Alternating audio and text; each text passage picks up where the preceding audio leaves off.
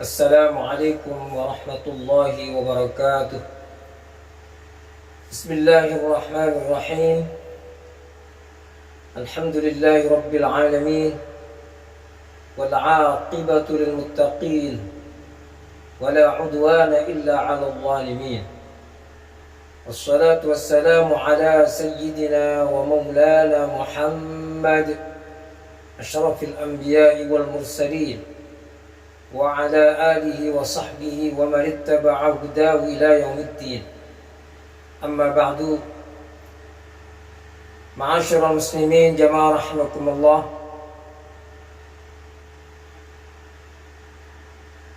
Allah Subhanahu wa Ta'ala mengingatkan kepada kita, mengajak kepada kita untuk melakukan evaluasi, introspeksi, yang dalam bahasa agama disebut dengan al-muhasabah. Meneliti diri sendiri, berusaha untuk mengetahui kekurangan dan kesalahannya. Introspeksi, muhasabah. Maka melalui kajian kita, evaluasi dan introspeksi, kita lihat di dalam Al-Quran Allah Subhanahu wa Ta'ala berfirman dalam surah Al-Dhariyat ayat 21, A'udzu billahi minasy syaithanir rajim. Bismillahirrahmanirrahim. Wa fi anfusikum afala tubsirun. Dan juga pada dirimu sendiri, maka apakah kamu tidak memperhatikan? Allah Subhanahu wa Ta'ala bertanya, adakah kamu tidak memperhatikan dirimu? Tidak introspeksi, tidak melihat kekurangan-kekurangan, kesalahan, dan aib yang kamu miliki. Kemudian pada ayat yang lain, yaitu di dalam surah An-Najm ayat 32, Allah Subhanahu wa Ta'ala berfirman, "Fala tuzakku anfusakum." Yang lengkap ayatnya, A'udzu billahi minasy syaithanir rajim. Alladzina yajtanibuna kaba'iral itsmi wal fawahisha illa al-lamam. Inna rabbaka wasi'ul maghfirah wa a'lamu bikum idh ansha'akum minal ardi wa idh antum ajinnatun fi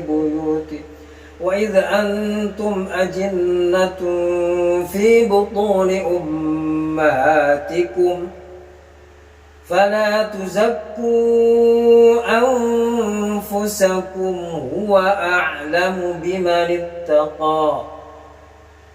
Di sini Allah Subhanahu wa Ta'ala mengingatkan kepada kita pada ayat ini, fala tuzakku anfusakum. Maka janganlah kamu menganggap dirimu suci. Jadi setiap manusia memiliki kekurangan, kesalahan. Tidak ada manusia yang sempurna. Tidak ada manusia yang sempurna. Oleh karena itu, manusia perlu mengetahui ketidaksempurnaannya, kekurangannya. Untuk apa? Untuk disempurnakan, untuk diperbaiki. Tetapi manusia jarang yang mampu.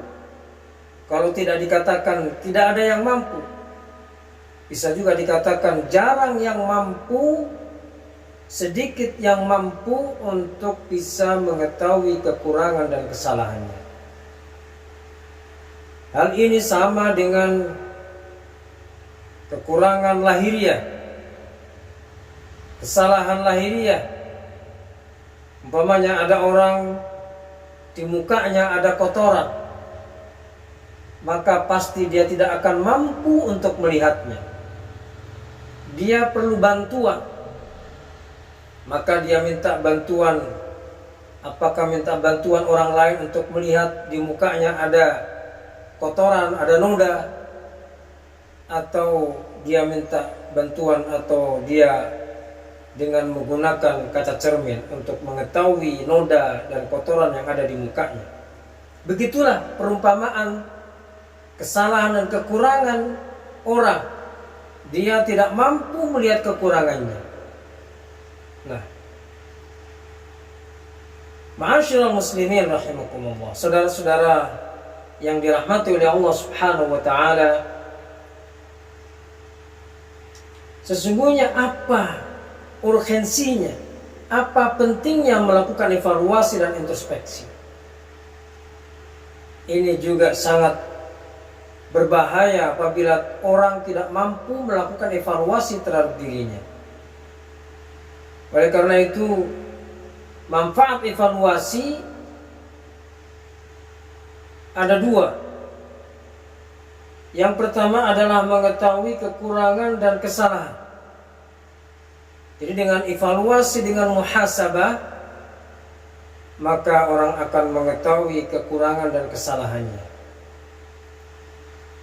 Manfaat yang kedua, dengan mengetahui kekurangannya, maka dia akan berusaha untuk memperbaikinya. Dan ketika dia sudah memperbaiki kesalahan dan kekurangannya itu, maka dia akan ditingkatkan derajatnya oleh Allah Subhanahu wa ta'ala. Maka di dalam kitab Ihya Ulumuddin, Imam Al-Ghazali menjelaskan tentu apa yang disampaikannya ini adalah bersumber dari Al-Quran dan Sunnah Rasulullah SAW. Beliau menjelaskan bayanut tariq alladhi ya'rifu bihil insan uyuba nafsihi. Bayanut tariq alladhi ya'rifu bihil insanu uyuba nafsihi. Menjelaskan jalan atau cara manusia mengetahui aib atau kekurangan dirinya. Jadi beliau, Imam Ghazali menjelaskan ini karena manusia sangat lemah untuk bisa mengetahui kekurangannya. Manusia sangat pandai melihat kekurangan orang lain, tetapi tidak mampu mengetahui kekurangannya. Kenapa kekurangannya harus diketahui?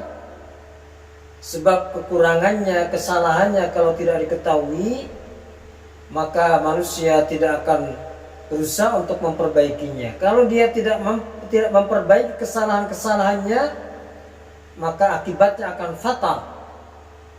Akibatnya akan fatal. Dia melakukan kesalahan sholat. Sholat kita, ibadah kita ini kan harus diterima oleh Allah Subhanahu wa ta'ala. Maka kita berusaha bagaimana caranya ibadah kita agar diterima oleh Allah Subhanahu wa ta'ala. Maka ulama telah menetapkan ilmu-ilmu yang terkait dengan ibadah kita. Ilmu yang terkait dengan akidah, ada ilmunya, ilmu akidah, ilmu tauhid yang bersumber dari Al-Quran dan Sunnah Rasulullah SAW. Begitu juga ilmu fiqih yang mengatur tentang ibadah, tentang muamalah. Dengan mengetahui ilmunya, insya Allah kita akan melakukan ibadah kita, muamalah kita dengan benar. Dan harapan kita dengan apabila kita melakukannya dengan benar, maka insya Allah diterima oleh Allah Subhanahu wa ta'ala. Memang betul bahwa urusan diterima adalah hak prerogatif Allah Subhanahu wa ta'ala. Tetapi Allah memberikan petunjuk kepada para ulama, kepada Rasulullah SAW. Begini loh ibadah yang diterima. Jadi jangan sampai kita mengatakan bahwa urusan ibadah diterima atau tidak itu urusan Allah. Kita cuma ibadah saja.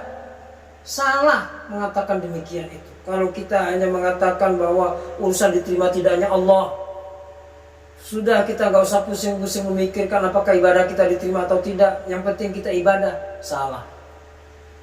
Karena kenyataannya Rasulullah Shallallahu Alaihi Wasallam menjelaskan bahwa ibadah yang diterima itu seperti ini. Contohnya salat. Rasulullah mengatakan, la yaqbalullahu salata ahadikum idza ahdatha hatta yatawadda. Allah tidak menerima ibadah salat kalian apabila sudah hadas, sudah batal sehingga berwudu. Itu menjadi bukti bahwa kita diperintahkan untuk berusaha agar ibadah kita diterima oleh Allah. Bagaimana caranya? Maka kemudian ulama merumuskan ilmu fikih untuk supaya ibadah kita itu sahih, benar, sesuai dengan tuntunan Rasulullah SAW. Jadi untuk supaya diterima kita harus usaha. Jangan kemudian kita nggak usaha, minta ibadah kita diterima, langsung tawakal. Jangan. Itu namanya kalau kita mengatakan bahwa soal terima atau tidaknya adalah Allah, urusan Allah, kita ibadah-ibadah saja. Itu artinya kita hanya tawakal tetapi tidak ikhtiar. Ikhtiar mengetahui ilmu yang benar tentang cara ibadah kita. Kita tidak mau tahu. Nah, ini yang salah. Maka jangan salahkan kalau kemudian ibadah kita tidak diterima Allah karena kita tidak memiliki ilmu yang benar, karena kita tidak berusaha untuk mengkaji ilmu yang benar yang terkait dengan ibadah yang benar. Maka di sini dikatakan agar kita mengetahui kesalahan-kesalahan kita di dalam beribadah, dalam berakidah, dalam berakhlak. Maka Imam Al-Ghazali menjelaskan caranya untuk mengetahui kesalahan kita. Bagaimana caranya? Ilam anna Allah azza wa jalla idza arada bi 'abdin khairan bassarahu bi 'uyubi nafsi. Beliau katakan sebelum menjelaskan caranya, beliau kasih pengantar, ketahuilah bahwa sesungguhnya Allah Subhanahu wa taala apabila menghendaki hambanya baik, maka dijadikannya hatinya itu basirah. Dia akan dijadikan Allah sebagai orang yang cerdas hatinya, melek hatinya, sehingga mengetahui kekurangan-kekurangannya. Faman kanat basiratuhu nafidatan lam takhfa alaihi uyubuh. Siapa yang basirahnya, mata hatinya, kecerdasannya, cerdas hatinya, maka tidak akan samar baginya kesalahan dan kekurangannya. Jadi kalau orang itu cerdas, diberikan kecerdasan oleh Allah Subhanahu wa taala karena dia berusaha dengan ilmunya, dengan upayanya, dengan perjuangannya, maka dikasih kecerdasan oleh Allah Subhanahu wa taala, maka tidak akan samar baginya ketika melakukan kesalahan. Oh ya, saya salah, saya memiliki kekurangan.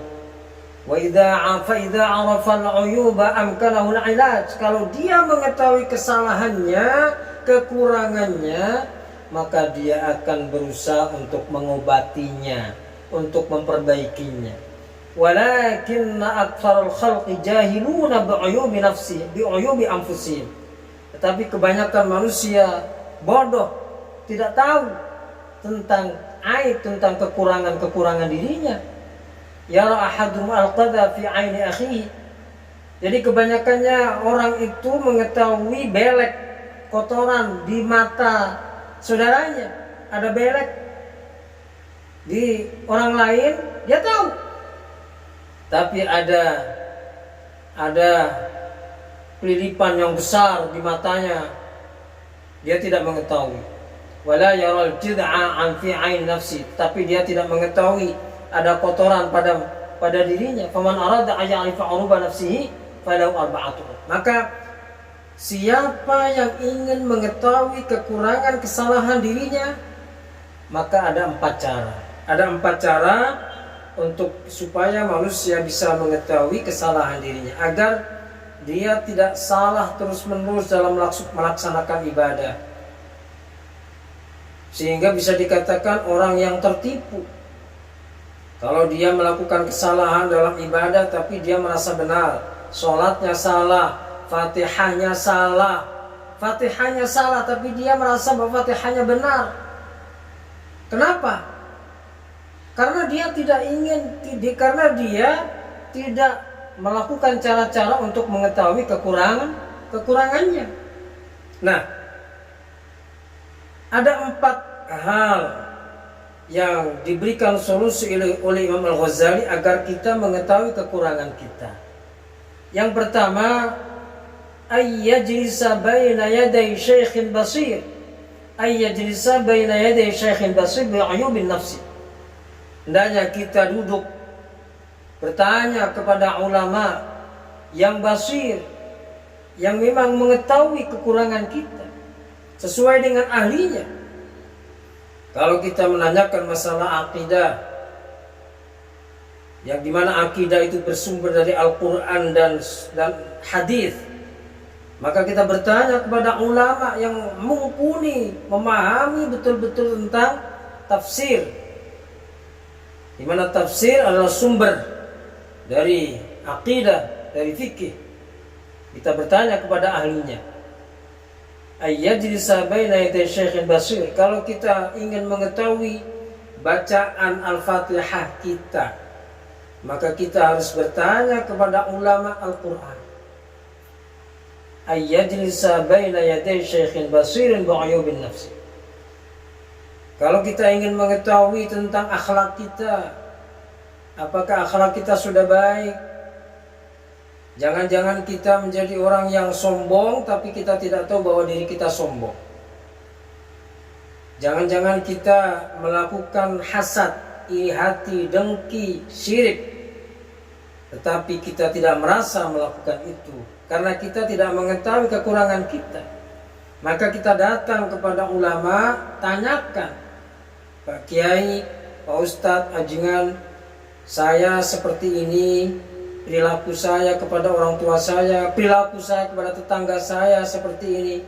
Apakah hal seperti itu saya sombong atau tidak? Tanyakan. Pernah nggak kita bertanya? Pernah nggak? Kita nggak pernah bertanya kepada ustadz. Kita cuma ngaji kuping di majelis ta'lim. Kemudian kita serap sendiri. Gimana caranya sholat, ngaji kuping. Tidak pernah berhadapan-hadapan langsung kepada guru kita bertanya, bagaimana cara kita ruku, bagaimana cara kita sujud, sudah tomaina apa belum, kita tidak pernah bertanya.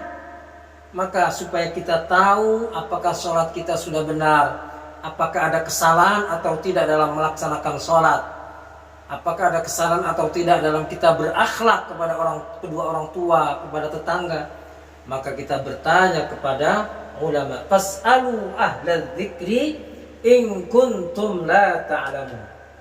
Yang kedua, at-tariqus tsani ay yatluba sadiqan saduqan basiran mutadayyinan yulahizu ahwalahu wa af'alahu. Yang pertama adalah shadiq, kita mencari teman, sadiqan saduq, teman yang jujur, yang baik, yang cerdas, yang beragama. Di mana teman atau sahabat karib istilahnya.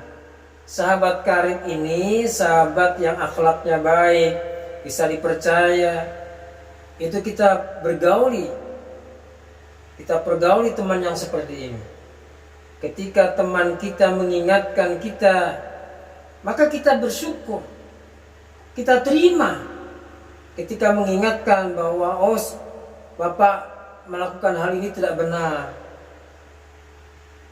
maka kita bersyukur, kita terima peringatan dari sahabat karib kita itu. Bukan malah sebaliknya. Yang terjadi adalah sebaliknya. Ketika kita diingatkan oleh orang lain, maka kita justru sebaliknya, kita bukan terima kasih, tetapi justru kita marah kepada orang yang mengingatkan kita. Bahkan ada di antara kita yang sampai mengumpat-umpat. Anda baru kemarin sore baru lahir kemarin sore, belum tahu apa-apa, belum makan asam garam. Padahal kebenaran kebaikan itu bisa kita ambil dari mana saja. Walaupun dari anak kecil, ketika itu memang benar maka kita ambil. Jadi yang kedua adalah shadiq, sahabat karib. Sahabat karib mengingatkan kita, maka ini sebagai media untuk supaya kita mengetahui kesalahan kita. Karena sahabat karib tentunya sahabat yang selalu menemani kita sehingga tahu kekurangan-kekurangan kita. Nah, ketika dia mengingatkan kekurangan itu, maka kita harus terima kasih, kita terima untuk kita perbaiki. Kemudian cara yang ketiga, at-tariqus tsalits ay yastafida ma'rifata uyub nafsihi min alsinati a'daihi fa inna 'aina as-sukhti tubdil masawiyah. Yang ketiga adalah musuh. Jadi dalam kehidupan ini biasanya ada orang yang memusuhi kita. Tapi sebagai orang yang sangat bijak untuk mengambil kebaikan dari setiap apa yang terjadi, maka dari musuh pun dia ambil kebaikannya. Ketika musuh itu menuduh hal-hal yang tidak baik kepada kita, maka itu kita gunakan sebagai media introspeksi, neliti diri kita. Kalau musuh kita mengatakan kita pelit umpamanya, maka kita introspeksi, mungkin saya pelit, mungkin saya masih kurang sedekah, dan seterusnya, dan seterusnya. Jadi musuh pun bisa kita gunakan media untuk bisa mengetahui kekurangan kita. Kemudian yang keempat adalah at-tariqur rabi' ay yukhalitan nasa. Kita bergaul dengan orang banyak. Jadi kita tidak mengungkung diri kita di rumah, karena kita bersosialisasi itu sangat besar manfaatnya. Sehingga kita bisa menguji kesabaran kita, kita bisa juga mengetahui kebaikan-kebaikan dari orang lain, kita juga bisa mengetahui kebenaran dari orang lain. Maka orang lain itu juga sebagai media buat kita untuk mengetahui kekurangan-kekurangan kita. Fa kullu ma ra'ahu madhmuman fi ma bainal khalqi falyutalib nafsahu bi wa yansibha ilaihi. Fa innal mu'min mir'atul mu'min. Jadi karena orang mukmin itu adalah cermin orang mukmin. Fa yara min uyubi ghairi uyuba nafsihi. Ma ra'ahu al-mu'minuna hasanan fahuwa 'inda Allah hasan. Al-hadits atau kama qala Rasulullah sallallahu alaihi wasallam. Apa yang dilihat, diyakini oleh orang mukmin kebanyakan, orang-orang mukmin banyak meyakini itu baik, maka itu sebetulnya baik. Ma ra'ahu al-mu'minuna hasan fahuwa 'inda Allah hasan. Oleh karena itu ada yang disebut dengan ma'ruf, kebaikan. Di mana ma'ruf, kebaikan itu tolok ukurnya adalah masyarakat, adalah tradisi yang ada di situ. Tradisi akhlak kita ketika kita berjalan di depan orang kemudian kita menundukkan badan kita, itu adalah hal yang baik di lingkungan kita. Itu disebut ma'ruf. Tetapi ada juga di tempat lain hal itu tidak dianggap baik, biasa-biasa saja, bukan akhlak adab yang baik. Ya tidak apa-apa, karena memang ma'ruf itu ukurannya adalah lokal, adalah masyarakat. Itulah yang disebut dengan ma'ruf. Begitu juga mungkar. Saudara-saudara yang dimuliakan oleh Allah Subhanahu wa taala, 4 hal itulah kita gunakan untuk mengetahui kekurangan kita, sehingga kita bisa mengetahui kekurangan kita. Yang pertama adalah ulama, yang kedua sahabat karib, yang ketiga musuh, yang keempat adalah orang-orang mukmin. Apabila kita gunakan itu untuk mengetahui kekurangan kita, ya, maka insya Allah kemudian kita sudah tahu kekurangan kita untuk kita perbaiki, maka insya Allah akan dapat menyelamatkan kita. Jadi di awal sudah dikatakan bahwa manfaat evaluasi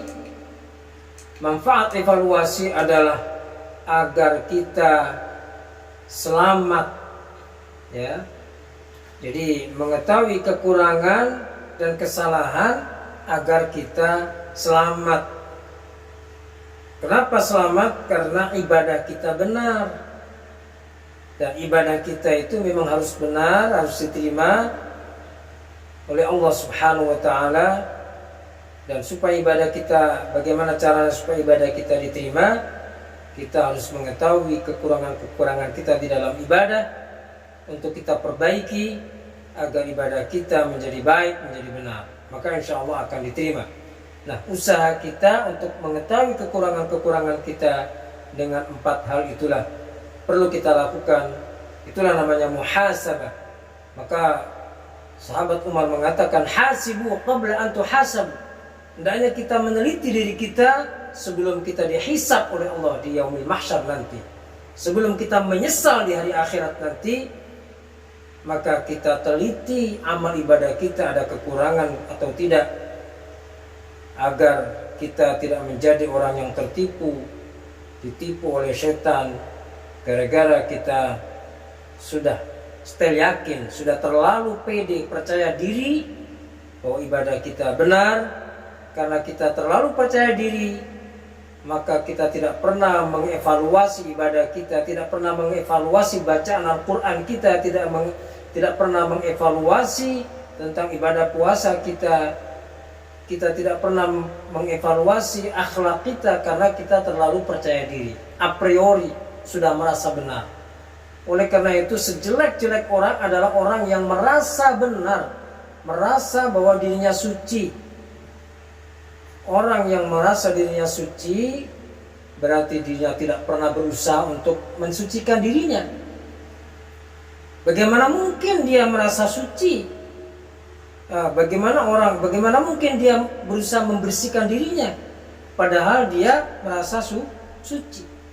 Jadi kalau orang itu merasa dirinya punya kekurangan, kesalahan, masih belum bersih, maka dia berusaha untuk membersihkan dirinya, berusaha untuk memperbaiki kekurangannya, berusaha untuk meminta maaf. Tetapi kalau orang itu sudah merasa bersih, merasa suci, merasa benar, maka kalau merasa bersih tidak pernah bersih-bersih, tidak pernah membersihkan dirinya karena sudah merasa bersih. Maka tadi disebutkan di dalam surat An-Najm, ya, bahwa kita tidak boleh merasa suci. Fala tuzakku anfusakum wa a'lamu biman ittaqa. Surat An-Najm ayat 32. Jangan kita sekali-kali merasa suci. Nah, orang yang merasa suci, orang yang merasa bersih, orang yang merasa tidak punya kesalahan, maka tidak akan pernah berusaha untuk membersihkan dirinya dari segala kotoran. Tidak akan pernah minta maaf kepada Allah maupun kepada orang lain karena dia merasa tidak punya kesalahan. Inilah orang yang paling jelek, orang yang merasa suci. Demikian, mudah-mudahan bermanfaat. Billahi taufiq wal hidayah, hidayana Allah wa iyyakum ajma'in. Assalamualaikum warahmatullahi wabarakatuh.